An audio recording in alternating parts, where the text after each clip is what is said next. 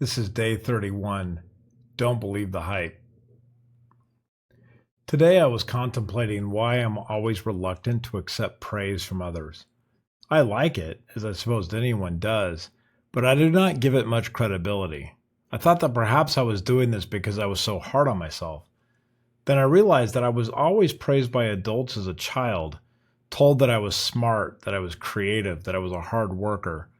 I was always suspicious. In the back of my mind, I sensed that they were not praising me because I was actually good. They were praising me to encourage me to adopt behavior that they liked. Sometimes growing up, we can be fooled by this constant encouragement and begin to believe that we have an amazing and unique undiscovered talent.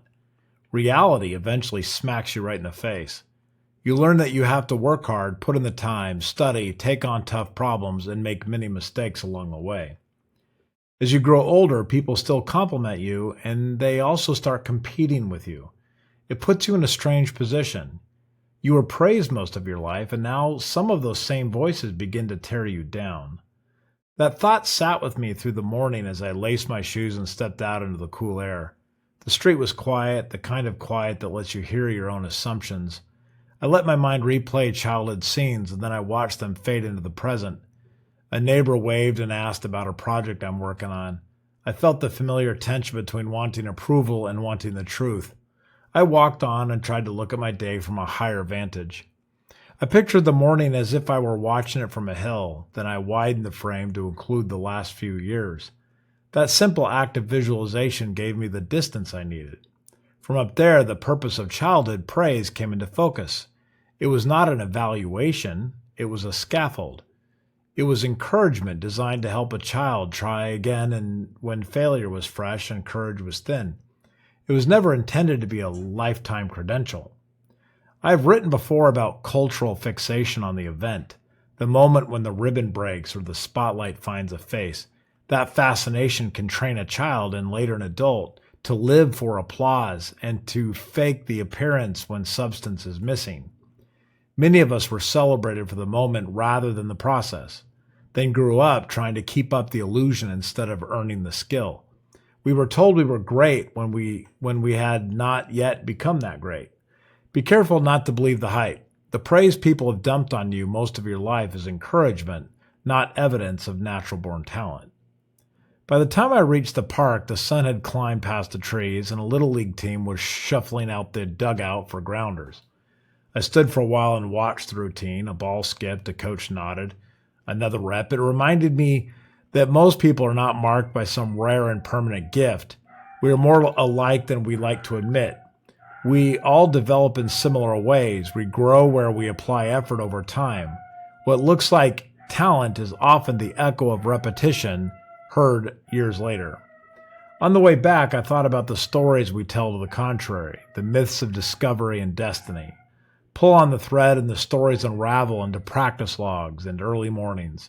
Even the performers we claim were discovered out of nowhere had been preparing for years.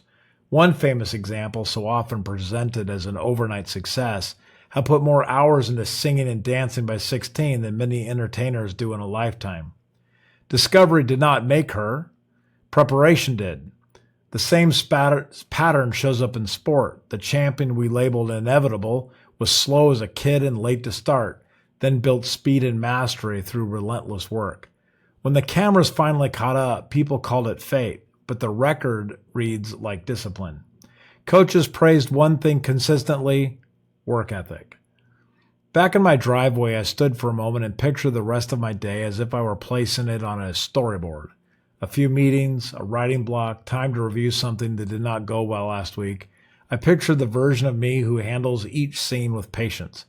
I pictured setbacks without drama and the repetitions without complaint. The image steadied me.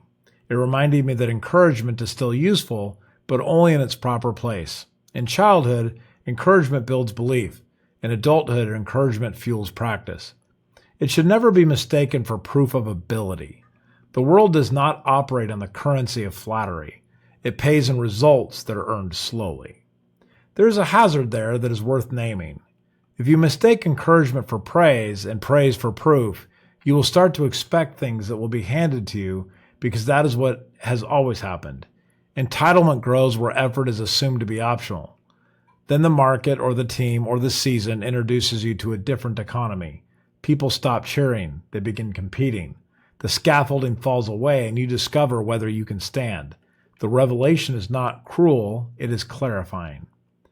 I think of the young professionals I met who are entertaining their first real season of competition. They are bright, they are ambitious, they were told they were exceptional. Some are, most can be. The difference lies in what happens after the applause fades. Everything requires repetition. Everything worth owning is built through consistent and focused effort over time. That is not a condemnation of aptitude, it is a liberation from illusion. Natural differences exist, of course, but the gap between aptitude and developed skill is small compared to the canyon between those who persist and those who will quit. As evening is settling, I took a final lap around the block and I replayed the day. A few things went well, a few did not. I felt a quiet gratitude for the adults who once encouraged me, and even deeper gratitude that I no longer confuse their kindness with certification. Their words were not wasted, they helped me start. Now the work is mine. I accept a compliment when it comes, then I put it in the proper drawer. It is fuel, it is not proof. I return to the repetitions because that is where the real confidence grows. So to anyone standing at the edge of a new season, hear this with respect and with some hope. Be careful not to believe the hype. The praise people have dumped on you most of your life is encouragement, not evidence of natural-born talent.